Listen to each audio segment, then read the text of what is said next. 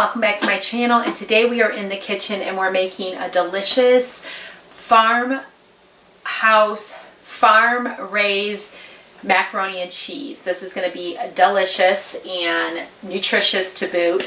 So I've already put my water in my pot and I'm going to get this going for my noodles. And you can use any type of elbow noodles you want. There's a lot of different varieties on the market, gluten-free, wheat, you name it. You can even make your own. So I'm going to go ahead and get this pot of water boil. And if you've been following me, you know I like to season my water with a little bit of salt. So I basically just take a pinch, whatever a pinch means to you. If it's a bigger pot, I might do 2 pinches. And I'm going to get that boiling. And as that's boiling, we're going to start making the cheese sauce in this pot. And it's going to finalize in the oven. That's where it's going to cook and get all the ooey gooey cheeses and flavors submerged in the noodles and be delicious. So let's get this going and let's get the sauce going.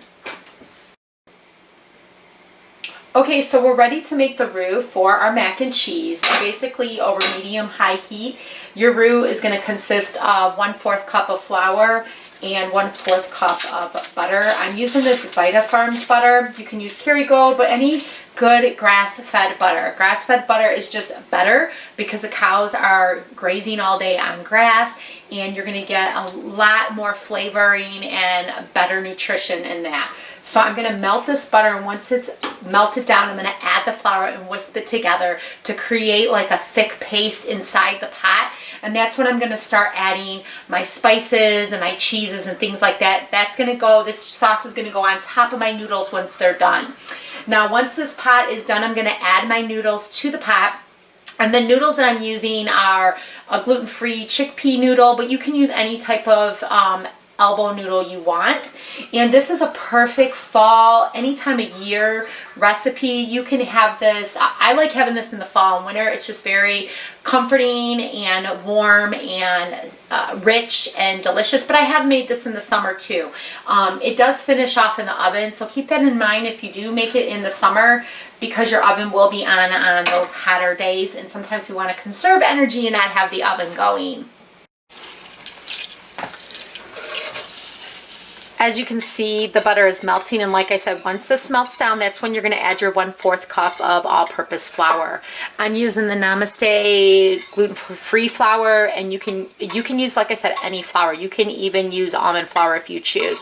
It's just to make a thick roux so you can have a nice good sauce. Okay, as you can see, this is melted down. I'm going to add my flour, and the key to this is keeping it on low heat and whisking it constantly. You don't want this to burn. You just want it, as you can see, thicken up and be all combined before we start adding in the next ingredients. So that is what I'm doing here. Okay, we got some bubbles going. It's kind of a golden tan color, and I'm going to add my milk to it, and this is just whole milk. And we're going to add that in there slowly because we don't want it to curdle. It's a little tricky sometimes, but yeah, you want to pour it in slowly just to combine everything, and this kind of thickens your milk and your sauce and all that jazz. And we're just going to keep pouring this in slowly. Give it a good warm. We don't want this to boil. We just want it to be nice and warm and toasty, like a warm glass of milk. This will take a couple minutes. And keep adding. Mac and cheese is so flavorful, homemade, and it's so easy to make, and so so much nutrition if you can just make it yourself versus in a box. So I'm going to, like I said, I'm showing you how easy this recipe is.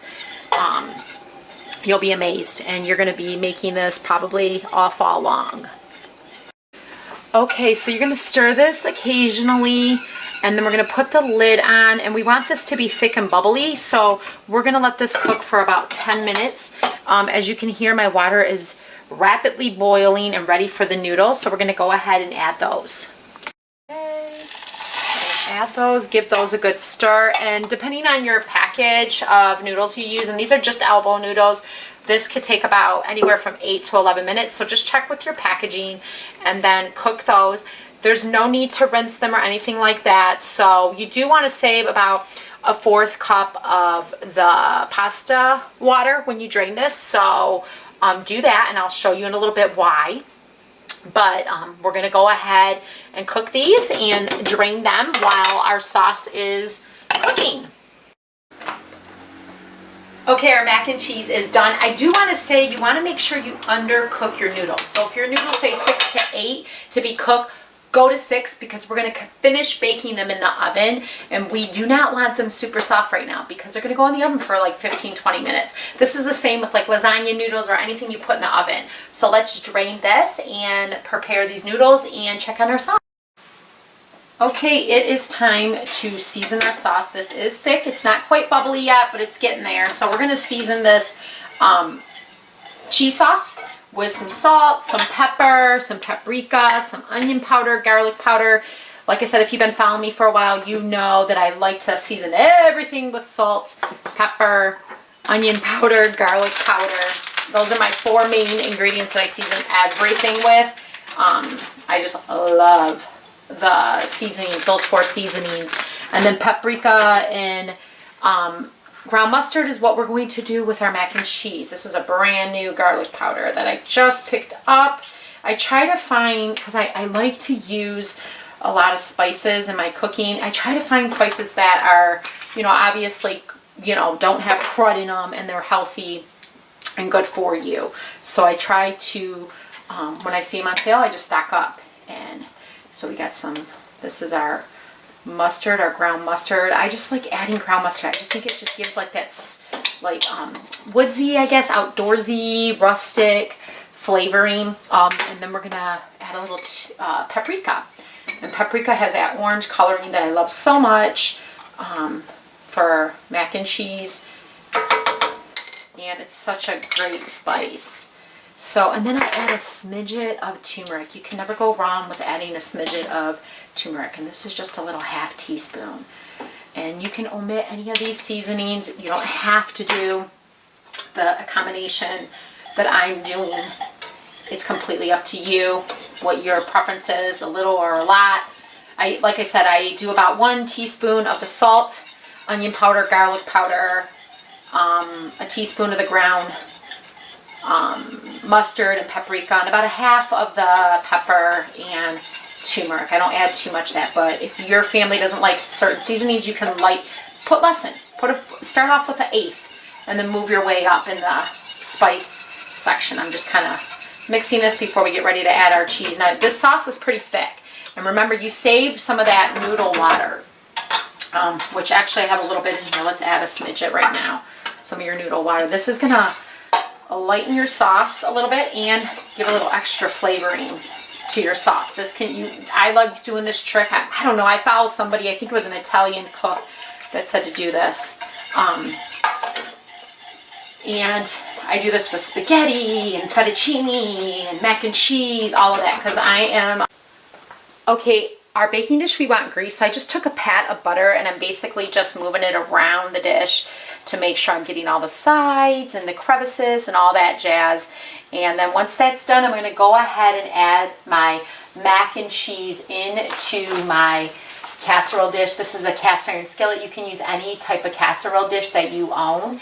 It's no big deal. And you're going to bake this at 350 degrees for about 20 minutes. And it's going to be uncovered, so don't cover it.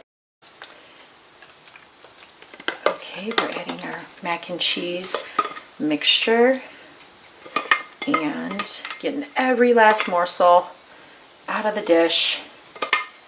And then we're going to season this with a little bit more cheese and some paprika and throw it in the oven for 20 minutes. All right, more cheese, please, and a little bit of paprika. And then we're going to bake it in the oven. It's going to be ooey, gooey deliciousness. And I try to always do this evenly, but there's always like one spot that is really thick, which wish we could be perfect like everyone on the Food Network. But hey, we got food goals here.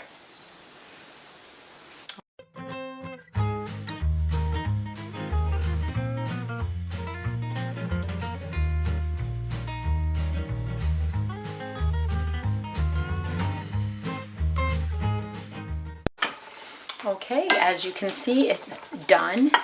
It looks amazing and delicious. You can serve this with any type of protein, a salad, anything your heart desires. It is delicious. Just make sure you add some greens to it and it will be very digestible. So if you enjoy videos like this, go ahead and give me a thumbs up. If you want to see more cooking videos from me, go ahead and hit that subscribe button so you don't miss any of my videos. And I will talk to you guys all real soon. Enjoy!